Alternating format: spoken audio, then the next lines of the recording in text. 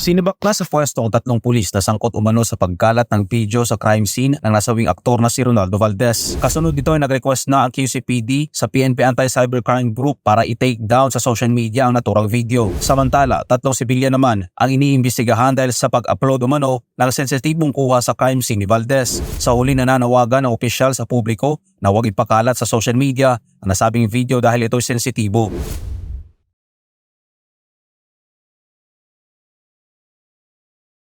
Sinibakla sa pwesto ang tatlong pulis na sangkot umano sa pagkalat ng video sa crime scene ng nasawing aktor na si Ronaldo Valdez. Itong inihayag ni PNP Public Information Office Chief Police Colonel Jean Fajardo sa pulong balitaan sa Camp Crame araw ng Miyerkules. Kinilala ang mga sinibak na sina Police Senior Master Sergeant Wilfredo Calinaw, Police Corporal Romel Rosales at ang Commander ng Police Station 11 na si Police Lieutenant Colonel Reynante Parlade. Sasampahan ng mga pulis ng paglabag sa Data Privacy Act at irregularity in the performance of duty habang tinitingnan naman ang command responsibility ni Parlade. Kasunod nito ay nag-request na ang QCPD sa PNP Anti-Cybercrime Group para i-take down sa social media ang naturang video. Sa ngayon ay nasa holding and accounting unit na ng QCPD ang mga pulis habang gumugulong pa ang investigasyon. Samantala, tatlong sibilyan naman ang iniimbestigahan dahil sa pag-upload umano ng sensitibong kuha sa crime scene ni Valdez. Sa huli nananawagan ng opisyal sa publiko na huwag ipakalat sa social media ang nasabing video dahil ito'y sensitibo. Dagdag pa nito na respetuhin sana ng publiko ang naiwang pamilya ng biktima.